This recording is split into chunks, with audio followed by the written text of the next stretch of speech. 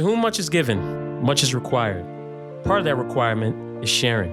Culture is the heartbeat within our lives, and it's at the core of so many things. While we live in a time when we are starving for wisdom, I welcome you to your wisdom retreat at Culture Raises Us. Larry OSSEI-MENSAH, today's guest, is one of the biggest, I could say, forces and curators of Black art, and is using this as a forum to kind of redefine how we see ourselves and the world around us. He's the co-founder of Art Noir, which is a nonprofit whose mission is to drive racial equity in the art world. And he's an angel investor who's organized many exhibitions and programs at both commercial and nonprofit spaces for prominent and rising creatives of color. Before he paints a deeper picture around what he's all about, I would love to know, when you hear culture, what does that mean to you, my friend? Thank you for inviting me on here. When I hear culture, I just think about flavor. I think about Black and brown folks, whether it's African American, from the diaspora, Southeast Asia, Latin America. I think all the things that make our lives rich and interesting, flavorful, whether that's food, fashion, music. I think all the things that kind of make life worthwhile. And I think, for many of us who work in this space, whether it's in the visual arts or whether it's through advertising or cinema, we are all creating things that add value to our daily lives. And so for me, it's about adding value, adding flavor, and, making life interesting. Yeah, value and flavor, two very strong descriptives for that. I gave a very high level breakdown on you. I would love for you to share a little bit more about yourself for the people before we get deep into the convo of your presence within this art culture space. Yeah. So Larry OSSEI-MENSAH, I am first generation Ghanaian American, born in Harlem, raised in the Bronx. I came to art first through music. So from my junior year of high school to senior year of college, I actually interned at different record companies because I wanted to be a record man. I wanted to be, where everybody was trying to be Puff, I wanted to be L.A. Reid. Oh, interesting. Yeah. Okay. And give LA, the differentiation. Give the difference. What's the difference? So I think, Puff is, and this is all from watching from a distance. I mean, definitely entrepreneurial, innovative, but LA for me is someone who's just aged like a fine wine, right? Going from being a drummer, to songwriting, to, with Babyface building LaFace and changing the conversation around music in the South. And it's just, Puff is dope. Like, I admire what he does and what he's been able to do in music, in the spirit space. But LA is just like that smooth cat. Like, I was at Usher, I think, last month for my birthday, and I saw LA with Shaka Zulu, and The family. still looking smooth. I'm like, That's what I got. Yeah. And I think, whether it's him, Puff, Jerry Wexler, Quincy Jones, I wanted to be a record man in terms of like identifying the talent, cultivating them, and then giving them a platform, right? But I kind of realized that music was not going to be the platform for me to do that, because there were just things that I saw structurally within the business. And I'm also in it, when it's going from physical to digital and they didn't know what to do. Right. So I kind of pivoted out of that, worked in advertising. But that experience gives me the foundation in terms of how I think about art and commerce, right? And the possibilities for a creative to create a sustainable, hopefully fiscal sustainable life and career. And so that still guides a lot of the decisions I make. My friends who stayed in the business, they're all senior level execs. They're collecting, so it's great to talk to them about like their journey on that end. But did advertising, then went to grad school to study marketing and hospitality management. So I moved to Switzerland, and part of this was inspired by reading Quincy Jones's book, and just thinking about like him, Baldwin, Nina Simone, like all of these incredible creatives. They had to step away from what was happening here to find who they were as an individual, right? Mm. And so I had an opportunity to do some work with the World Economic Forum that introduced me to Switzerland and a lot of my community there. I ironically met Quincy, and I was 24 at the time. So as a 24-year-old, you want the secret to life, That's which right. there's no like one answer. But he says travel and see the world and see how other people live. That is the best education you're ever going to get. That's right. And so I took that to heart. And so that's where like the nickname Young Global came from. But, I've just been on this journey. So I was on this journey finding myself, and started doing photography when I moved back to the States from school. And then realized that being a photographer wasn't like my thing, but the Mhm. art thing, the community, the camaraderie was my thing. So it was like finding out, okay, how can I participate? So writing about artists and curating exhibitions. And I think within curation, I've kind of found my artistic path, right? Mhm. Because that's still a collaboration with artists, galleries, institutions, but it allows me to have a lot more control in the storytelling and the platforms that I use. So I started curating in 2008, but I was also working a job, 9 to 5. And in 2015, I was working at Nickelodeon doing digital marketing. And, I was super open about what I was doing in the arts. It wasn't like a secret life. Right, right, right. And my boss at the time, Angelita Sierra, who gave me one of the greatest gifts by firing me. She That was part. Say like, that again. Say that again. greatest gifts. You know, I think at the time, you know, I was 35. I'm 43 now. And I had read this Jack Ma quote, if he's 35 and broke, he deserves it. And I was like, Hmm. damn, that's like a gut punch.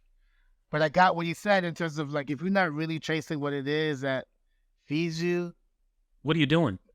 what's the point? You know? And so she offered me an opportunity to step into the fullness of myself.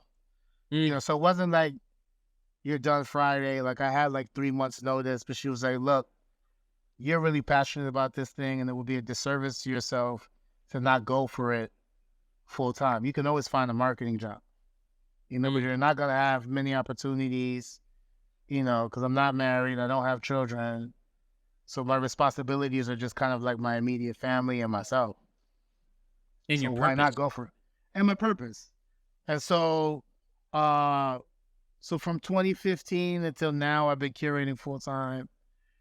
Co-founded Art Noir in 2013, which is a collective which for me has been an extension of the practice, but allows me to tap into that marketing, advertising, organizing, gathering kind of skill set with 6 other co-founders. So I can do my thing, and then when we need to kind of expand the reach, then it's like we come together like Voltron, and then do it in a much more broader sense. What a beautiful journey to walk everyone through of how you got here. And there's so many elements that make what you do and the level in which you do it so well make even more sense. Like I didn't know about your extensive passion and love for music at the level in which you were. Finding out the gift of being fired by somebody and how you because everything is positioning and perspective, right? Totally. And you had a total understanding of this was forcing you even more to step into your purpose and the thing that you were passionate about so much. So everybody says, don't quit your day job. You didn't quit your daydream, right? Yeah. A mutual friend, Ingrid, came on here Oh and, yeah, and yeah. dropped that one, and that hit me. Said never quit your daydream. You can quit your day job, never quit your daydream. And we're so programmed to think the opposite. So to hear it happen to you, not with the quitting, but the forcing, quote unquote, like losing a job, but somebody knowing there's something bigger for you out there is so great. And when I hear you talk, I go back to the music piece when you talked about the LAs and the Puffs and their influence and kind of how you saw yourself growing into that space. I think in general, with talented artists, sometimes are only as good as a team that represents them, right? Yeah, exactly. And when I look at you represent you and how you represent yourself, you are the type of leader that's so necessary to lead the charge of what I call elevating and evolving this Black art culture. And your vision and your passion, as many are already hearing, around the diaspora is so necessary and super refreshing. With your involvement within the art world, what was a moment for you that you remember clearly when Black art in particular started to play a big, big influence in youth culture or culture as we know it today? So I often answer that question with like from this perspective that people who are invested in it, it's always played a role, Mm, right? Because if you look at something like the Cosby Show, people don't realize that a lot of the art was curated. It wasn't arbitrary. Those are masters, that's right. right? So Was I that think big? Well, whose work was on the wall? I wouldn't say he probably had like Norman Lewis, a lot of kind of black abstract That's artists. right. But he was gently advocating, right? Because I think people don't really realize how much TV in the 80s in particular shaped our visual understanding of what life could be as a person. Forget like as a black person, right? Because Yeah. like one of the many things I did, me and my friend Style Akira, we wrote a book chapter looking at how television influences interior aesthetics, right? Hmm. And so to after the war, you get the TV. Before that, you don't really know what somebody's house looked like unless you went there or you That's looked right. in the Sears catalog. And so, for me, I think we've always been there, but I would say within the last 10 years in terms of like a amplification, I would say last 10 years, right? So for me, a turning point is when Okenwein was a, incredible mind curator, curated the Venice Biennial in 2015, right? And I believe he might have been the first black curator of Nigerian descent. And he was like, if you're a curator, for most curators, he was like the dude. He was Right. suave, he was smart. Like I would just watch his YouTube videos just to like study his diction and how he said things, right? And he curated this masterpiece of a biennial. And for those who don't know what a biennial is, it's almost like the Olympics of art, Mm, right? And it happens every 2 years. I believe Venice is the oldest one. And to see all these black and brown folks in Venice to experience what this man and his team put together, to sit on the canal with my buddy Steven Burks, who's an incredible artist and industrial designer. I was like, oh, things are changing. that's right. The pendulum is shifting, and then I think, artists like Kehinde Wiley and what he's been able to do in terms of like really amplifying the culture, and you could go back to when he did hip hop honors and he did the Right. paintings of the different folks, That's right? right. Um, I think about artists like Solange Knowles when the last album, not this one, the one before, with Cranes in the Sky, and she's doing all these concerts in museums, you know.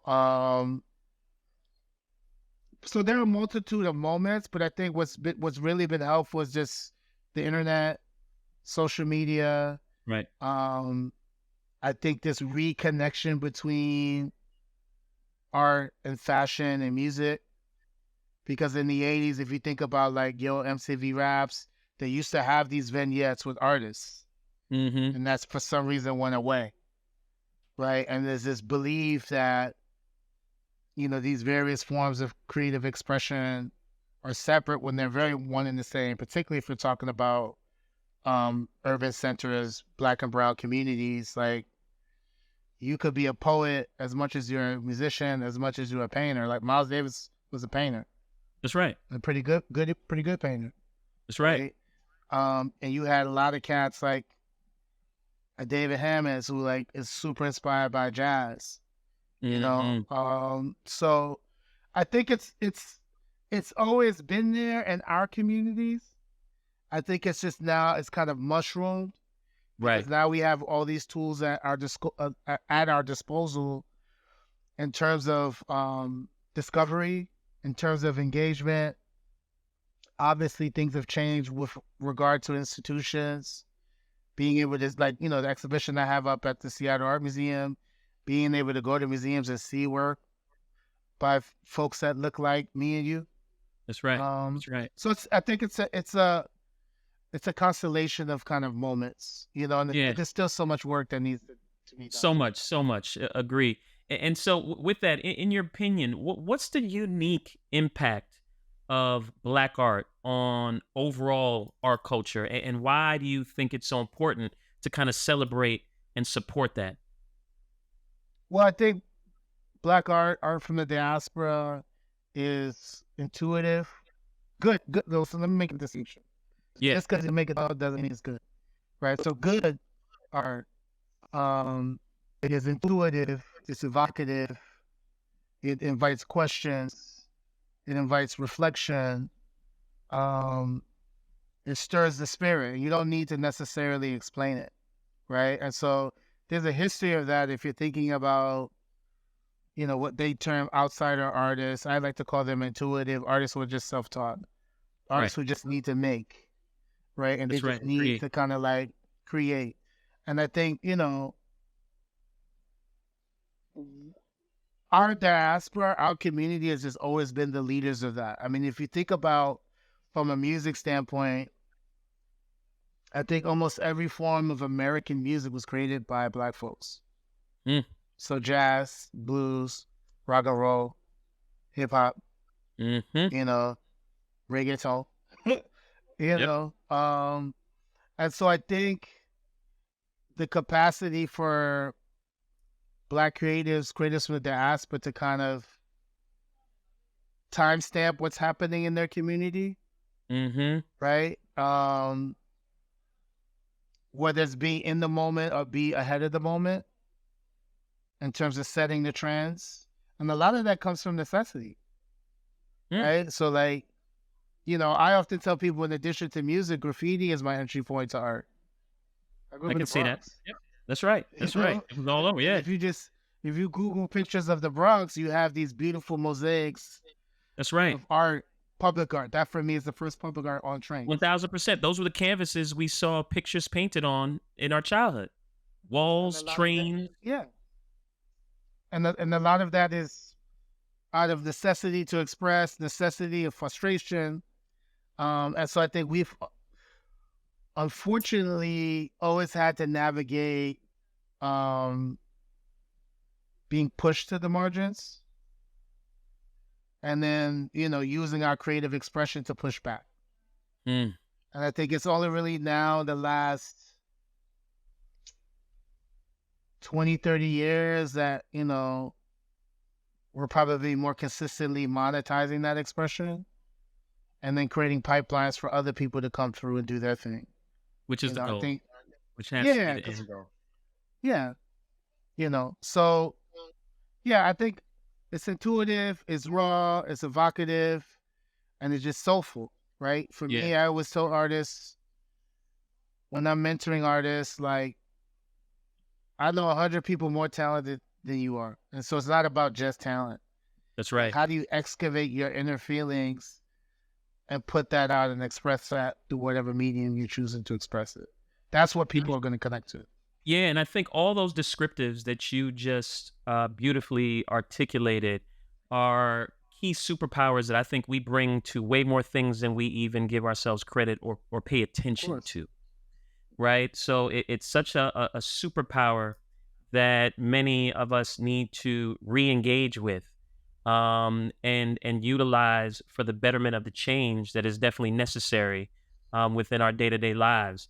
And when I think of that, and then as I look at the culture, right, as the culture as we know it right now, how do we kind of shift this mindset of the purchasing and investing in art as an asset over some of the many things that we found what I call our comfort in putting our money towards for years: cars, clothes, accessories, all the things. I think there's a significant shift that can take place. And I'm wondering what your thoughts are on how we can do that piece. Well, I think for individuals who are interested in, because I like to say that, I'm a steward of the art in my collection. I can't take it with me when I'm no longer here. It's not Right. something I can, you know. And so for me, it's like deciding what you're in it for, right? Hmm. Because if it's purely investment, you're gonna go down one particular path in terms of like really trying to identify artists who you feel have an upward trajectory that, down the line, there's a profit potential that can be realized, right? And then you have people who are in it because, they have a family and they want their children to grow up with images or iconography that emboldens their identity as individuals, right? But you can also have both. I was just about to So say, and both can provide the same outcome of what I would think is hopefully generational wealth, yeah, figuratively and yeah, literally. yeah. And I think, but the thing is, like, figuratively is not always guaranteed. I mean, that's a seasoned eye, a lot of Yeah, research and all that stuff. But I think, um, in terms of psychographic and culture, yes, right. And so I think it's this understanding, like, what's going to really add value to your life. Like a car, unless it's a particular car that's going to be worth something down the line, is just a machine, mhm. right? And I think, it's getting out of this habit of also trying to impress each other, That's right. right? And like really what's going to feed you personally, feed your family, and it's going to create that generational wealth and understanding, but also confidence, right? Like I love it. My friends now who have children, like I was in Vancouver a couple weeks ago with my friend's daughter, and I was looking through like some images or something, and she's 5. Hmm. I'm like, "What do you think of these?" She was like, "I like this one. I don't like this one. I like that one." I'm like, "Why?" And she was able to clearly articulate, Articulate that. yeah, because I think also like, not to sound like hokey, but I would say like if you are blessed to have a family, I would say that's the primary reason because art's capacity to give kids the tools to develop cognitive understanding and expression, is bar none. That's why you see some communities, their kids are playing the piano, right? That's Not right. because they want to become a concert pianist, but it's developing a muscle in the mind that, a book can't always give you, right? Um, but I think also just kind of realizing that things like clothes, again, if it's not specific things, if it ain't that Birkin bag that's going to be worth something and have some That's stored right. value, it's it's fleeting, right? So what are the things that are not fleeting, that are self-sustaining, that will evolve? I mean, think about like the painting behind you, how like your relationship will change with that over time, That's right. and there are very few things in life that do that, beyond art. Maybe a song, like music is probably comparable, maybe cinema, but like imagine going to see a painting. 'Cause I mean, it's happened to me. Like a painting I've been looking at for 2 years, and one day I just kind of realized this one little detail. That's right. A hidden I was just like, discovery that oh, comes up. yeah. And so I think, I think it's about prioritizing. I think at Yeah. the end of the day, um, things have gotten better. Generally, there's still a lot of work to be done. Supreme Court striking down affirmative action. But I think you have a lot more friends and colleagues with disposable income. I said now it's, collectively, not that you want to count people's pockets, but what are you doing with that money that is going to enrich your life, your family's life, and potentially could have a future value, you Yeah. know? And you said a whole lot of amazing things, but when you talk about prioritization and you talked about the correlation to that with your children, and the confidence that art can bring them. I thought that was a very powerful thing because as parents, children are gifts from God, and it's our job to ensure that we're pouring into them and figuring out how they're bent and resourcing whatever those things are, right? And getting behind it. And part of doing that is building a firm foundation of self awareness, of confidence, and boldness, unapologetic, right? And the way you articulated how art can play a role within that was powerful for me to even hear, right? As I look at the artwork I have in my home for my three daughters, not I didn't even think about, okay, now they get to see art of beautiful images that happen to look like them and what that's reinforcing to them. That's a tool in the toolbox of how we're investing in the confidence in the platform of our youth to become the best versions of themselves. So I'm grateful that you hit that from a prioritization standpoint, right? In terms of the why. And so within that, there's got to be some artists that have done some amazing things. And I would love to hear it. Can you highlight a specific example of a Black artist whose work has made a significant impact on the art world and why their success is kind of crucial to the larger conversation of supporting Black artists? Man, I mean, there's so many examples. I'm trying to meditate on like who would be great. Well, one, I mean, right here, and you can tell it's important because it's It's right Bobby in front of you. Chris O'Feely. I don't know if you feel familiar with Chris O'Feely's I'm work. not. British Nigerian artist, part of the YBA's Young British Artists. Um, it's a crew of them. So like him, Damien Hirst, Tracy Emmons, they all came out of art school at the same time and basically shook up the art world in the UK in the early Nice. 90s. But what I love about Chris's work is that he's thinking about um, myth, folklore, our relationship to religion, and the image making is just like I'll look for a quick example if I can find one. Um, just images like this. I don't Right. know if you can see it. I And can. it's like,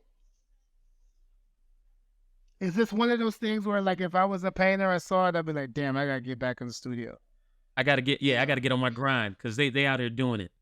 Yeah, and it's just like, he's a master at his craft, right? Mhm. And I think, representing it from a diaspora standpoint, he was living in Trinidad for a little bit, you know, but like telling that black Brit story, which is a story that we Mhm. don't always Here. kind of know.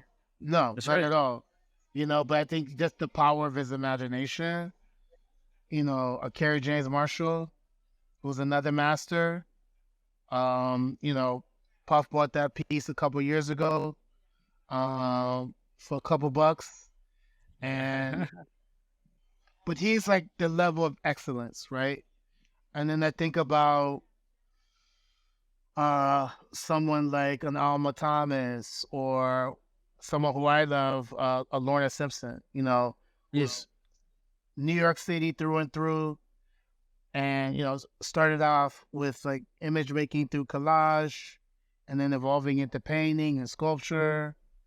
Carrie Mae Weaves, who's from Portland, you know, Ah, uh, and is like a queen, you know.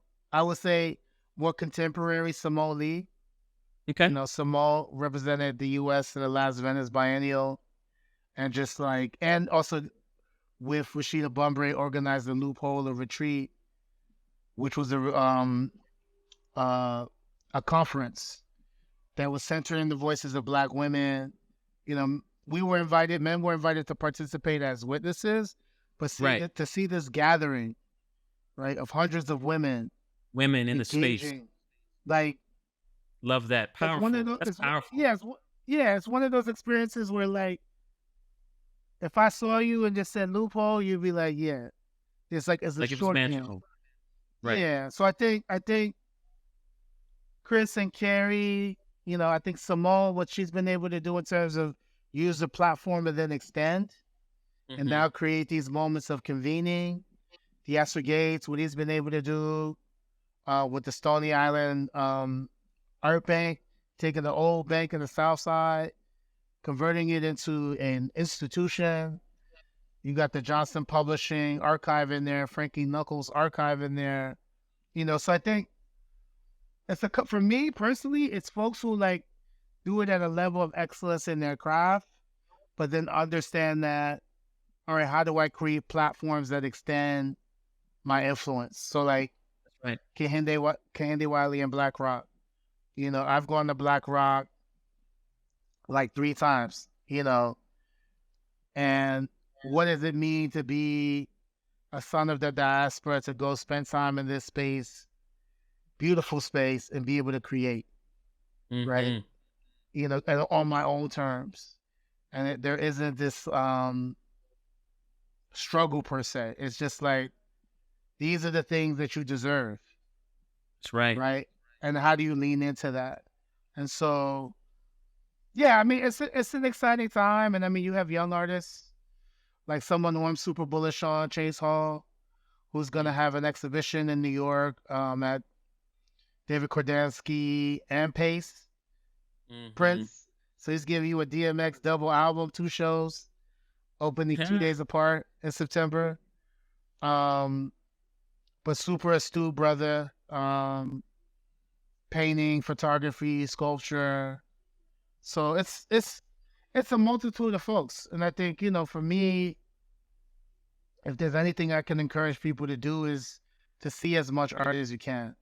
Right. Because that's how you digest, take it in, absorb, be a sponge. And along these lines, as you went down all these amazing individuals, I'm looking at this art culture very similar to that as the stock market, right? And looking to find and share those artists who may be on the verge of like this major trajectory. Who are 3 artists that you would share as someone to kind of invest in now while their rates may be a little bit more accessible than they probably will be in the very near future? Yeah. So, I mean, for me, when I think about investment, it's investing in the artist's ideas and the practice. So I think definitely Chase Hall. I mean, Chase has a show in Aspen, 2-person show with Jackson Pollock. So imagine this young brother's work is in conversation with Jackson Pollock, who is revered by many, right? And he's tussling with Pollock's work. Who else that's approachable? that's a good question. Yeah. That's all relative, right? But yeah, I think a Bunny Ramirez, dope artist from Dominican Republic, based here in the tri-state area. It's gonna have an incredible solo show at Daich Gallery this fall. Tamashi Jackson, who's also an incredible artist who has an exhibition now at the MCA Denver. Katura Davis, LA-based artist. Katura and I have been friends since I started in the game. Nice. And to see her evolve as an artist, now as a mom artist, and we got a collaboration that's going to be dropping in the fall. It's going to be super dope. Let me think, who else? I would show you, but Deborah Roberts, who's an incredible artist. OG, based in Austin, Texas. Nice. It's going to be in an exhibition that I'm putting together in Brazil. And then let me try. Lila Faye. There you go. No, you're giving a lot of leads. I just asked for 3. You didn't gave people 5 and 6. But Lila Faye, because she's in that window, so there's a window of time. Right. You got to kind of make a decision. That's right. So I met Lila when they were at school. We keep in touch. And I was blessed to have an opportunity to get one of her drawings. She had an incredible solo show at Company Gallery. And it's just like, for me, I encourage people, pay attention to what's coming out of the studio. Okay. Right? Because I think one thing that I talk to artists about, particularly emerging artists, your capacity to edit what comes out of the studio sometimes is a different spanker. Because just because you made it doesn't mean it's good. That part. And you have some people, think about it in music. You got some people who kind of succumb to the pressure of like, I need to do 1,000 features, or I need to drop this single, Less is as more. opposed to, yeah. And I think if everything that's coming out of the studio is, a heat missile, then it's just like it creates more demand. More Mm, people they want to be engaged with your practice. that's But like right. if you got stuff coming out the studio and it's a little uneven, and I'm gonna call it out. I mean, I won't blow them up online, but I will definitely have a conversation with the artist. Like, As you yeah, should. As you should. I I don't know about that one. Or talk to me about why. Because they may have a Right. Why you reasoning. felt this one should come out the studio.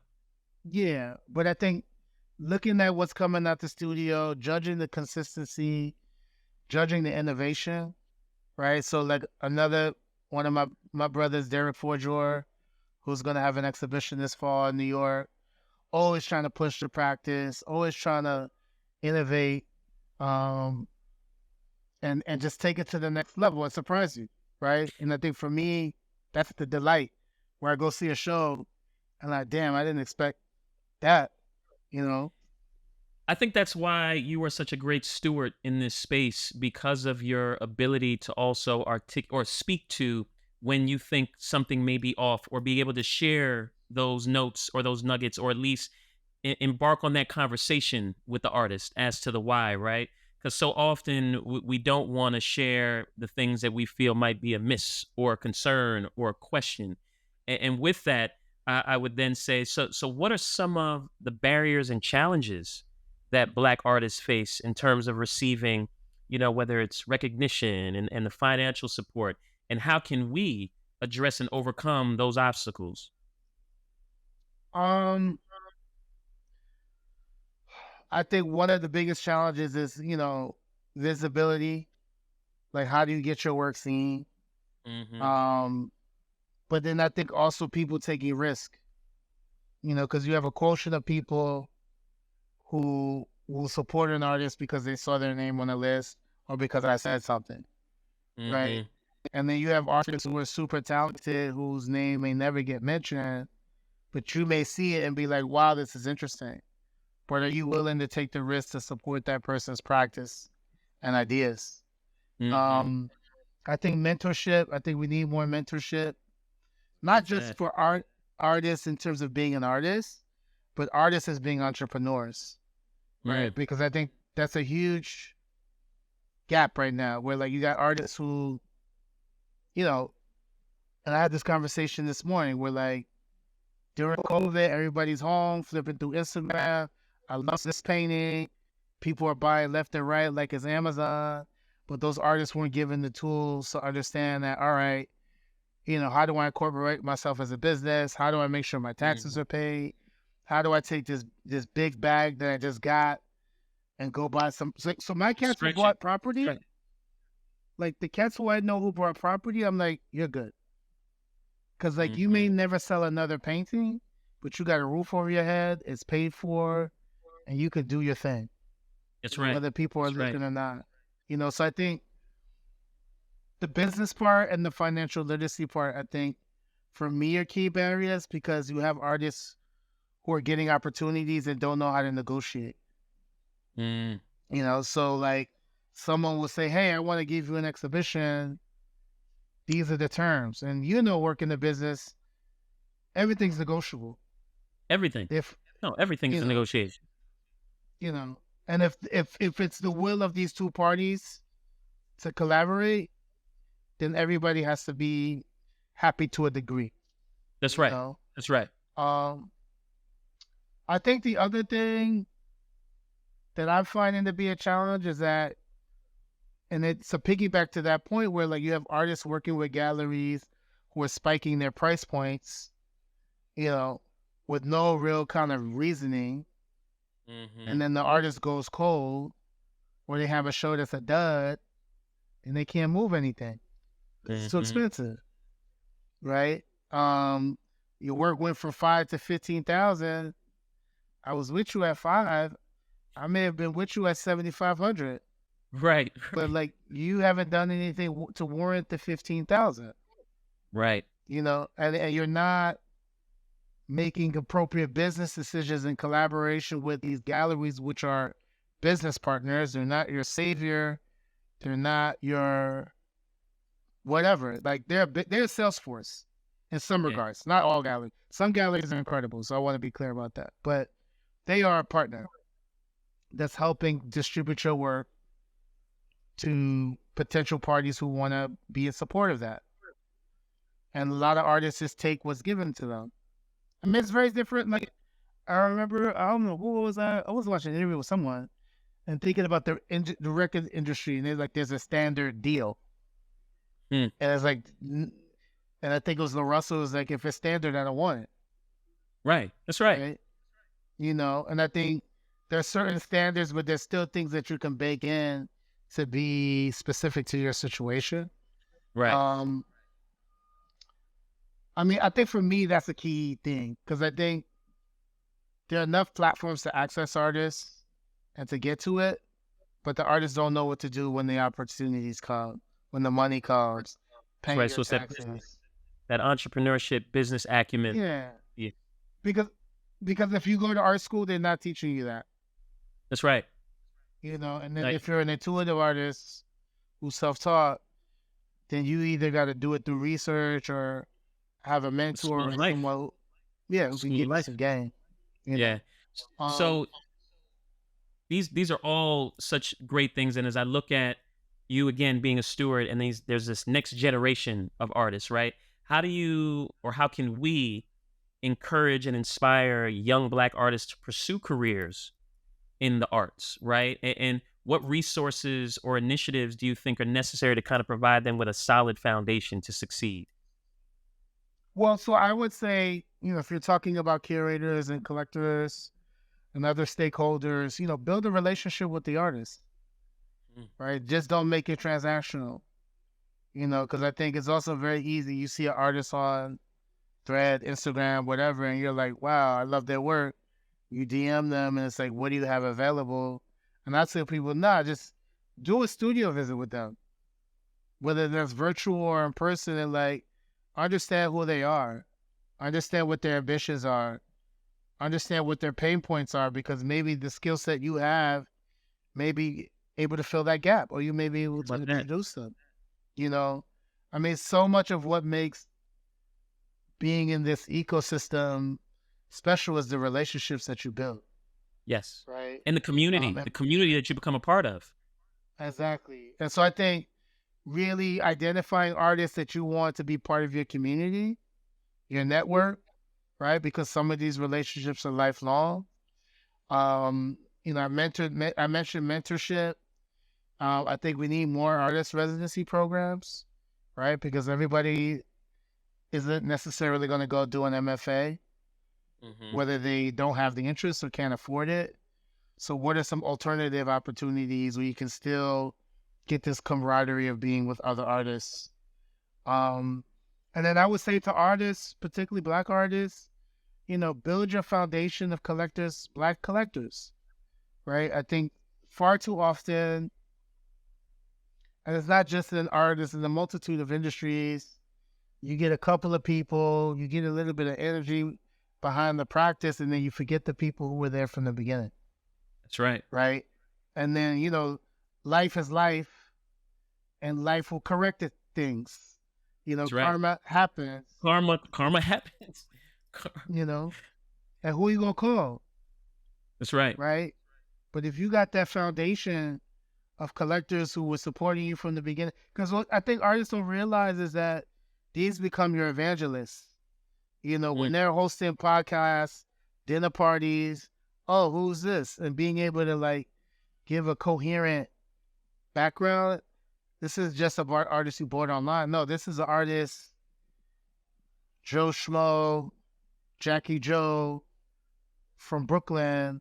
I met them, they're a third generation weaver, like being able to Yeah. tell their story and be an Now, advocate. it's crazy that you mentioned that because this is like a full circle moment. I had the pleasure of going to the studio for Brandon Diener, who I believe you're Yeah, aware of, and he yeah, was a guest on the show. And going into his studio, You were 1000% correct. The connection that was built in seeing his craft and the environment in which he was creating the things he was creating in his why gave me a deeper appreciation for his craft that I then became an extension and an advocate for him, right? Having him on the show, connected him to our very dear friend, mutual dear friend of Glenn, right? All these things I just did because of the experience and that time that was spent in that space getting the true feel for now the creative and the experience and the craft. So I can 100% be an example and agree with exactly what you just said and how real that is. It's so real. And this is the principle that goes beyond art. This Hmm. is not you gave a master class of just principles and values that go beyond art. You did it through the sensibility of your superpower and what you do within this art world. But these are principles that go beyond and they go into every industry, every craft, every type of engagement. How are you spending time with the people and the things that you either want to be a part of your ecosystem and your community? And then how do you become an extension of spreading that and advocating that, right? Is the beauty of how things really grow and build. It shouldn't be on the shoulders of just the artist or the service or the brand. It then becomes part of the responsibility of the others who are now taking it on as this is a part of me now too. I believe in this, Hmm. Hmm. which was beautiful how you articulated. So the future of black art and artists. What do you want to see? What's how do you want to ensure sustained progress, inclusivity, and empowerment, whatever the descriptives are? I would love to get a sense from you. What's the vision you want to see? Because as a curator, you have some of the keys to do so. I think if you're thinking about the ecosystem in general, obviously more curators of color, whether they be affiliated with institutions or independent, but having the resources to kind of do this full time. I'm a little different because I come from a marketing background, so I can figure it out. That's But right. not everybody has that skill set, right? So I think, for me, even just something as simple as like more residencies for curators to just have time to think and get stipends and research. We need more writers um, of color, like critics. It's not Mhm. enough to like, oh, I like this watch. It's nice. Like, no, like be critical of it, That's because right. it's only through like critical feedback that we all grow That's to then right. have other points of consideration and access, right? Um, I think you're seeing shifts. There's still so much work that needs to be done, but on the institutional side, more of us in decision making positions. Positions. But I think more of us who are conscious, because I'm not under the illusion that just because a black and brown person is in that seat, that they It's the know what right time it person. is. That's right. That's right. You know, so That's more of right. the right people in that seat. Um, from an education standpoint, more programs. I mean, obviously, it'd be great to have them formally, but even if they're informally, so kids are getting access to arts from an early age. You unfortunately can't just rely on the family because if the family structure, if that's not what's happening in the home, at least let them have access to that at school, right? Whether that's after school program. Um, there's so many different kind of programs now through charter schools. Um, and I think in terms of the artists, I mean, building that entrepreneurial spirit, being advocates for yourself, but then also being advocates for other artists. Like if you got some momentum and some energy, it's just like it's not apples to apple, but it's like when the artist blows up and then they do their joint venture deal and then they're signing other artists. Like not apples to apples, but like bring other people through the Yeah, pipeline. bring it along. We gotta bring along. It's not You just know, us. Significance is bringing the value to others. We have to exactly. bring people along. Man, let me tell you something. We usually close these episodes with asking, what are the 3 seeds you'd want to leave to the stewards of culture moving forward? But you've planted so many seeds in this conversation that I feel like they are flowing all throughout. And I'm so grateful of your transparency. I'm so grateful that this is the path and the journey that you're on, and that you're the representative, one of an amazing one in this space for this culture to truly grow in a way that it deserves to and have the impact that it deserves to have. And I just want to thank you personally for sharing, but more importantly, again, being unapologetic about ensuring that this has the appropriate platform and space. Thank you. I appreciate it. Appreciate the invitation and the time. Yeah, bro. Thank you. Thank you, man. We truly appreciate your support because it helps us fulfill our mission of promoting cultural awareness and personal development. Please click the subscribe button below to help ensure and solidify our mission.